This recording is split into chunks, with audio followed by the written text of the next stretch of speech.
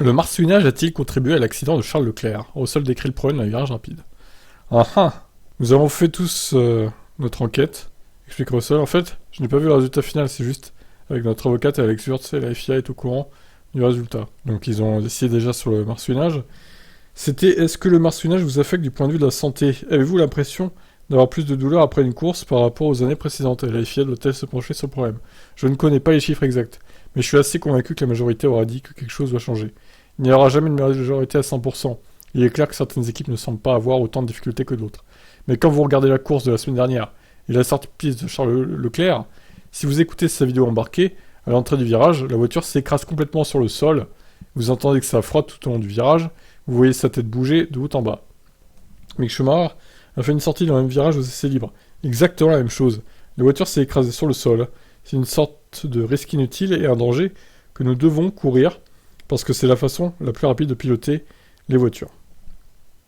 Sans dire que le marsouinage est la raison de l'accident de Leclerc, Russell pense que c'est un facteur aggravant dans certains incidents du genre.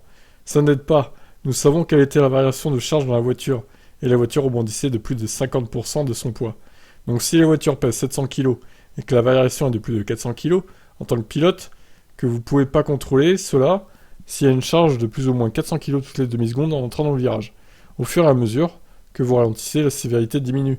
Mais ces voitures sont très sophistiquées sur le plan de l'aérodynamique. Et si elles ne font que rebondir, les pneus n'ont pas le même contact avec le sol. Il semble intéressant que les deux incidents dans ce virage aient impliqué du marsouinage à l'entrée. Russell décrit ce à quoi ressemble le marsouinage en tant que pilote. C'est un peu comme si vous étiez sur un de ces ballons rebondissants. C'est une version extrême, mais il n'y a pas d'amortisseur. Alors, votre visibilité devient assez difficile parce que vous êtes secoué de haut en bas, dans les lignes droites. Je n'ai pas les réponses, mais c'est à la FIA d'intervenir. C'est totalement inutile, il y a déjà assez de risques associés à la conduite à 300 km/h dans les rues de Monaco, de Jeddah, ou même à Silverstone. Voilà, donc selon Russell, le marsouinage aurait joué dans l'accident de Leclerc.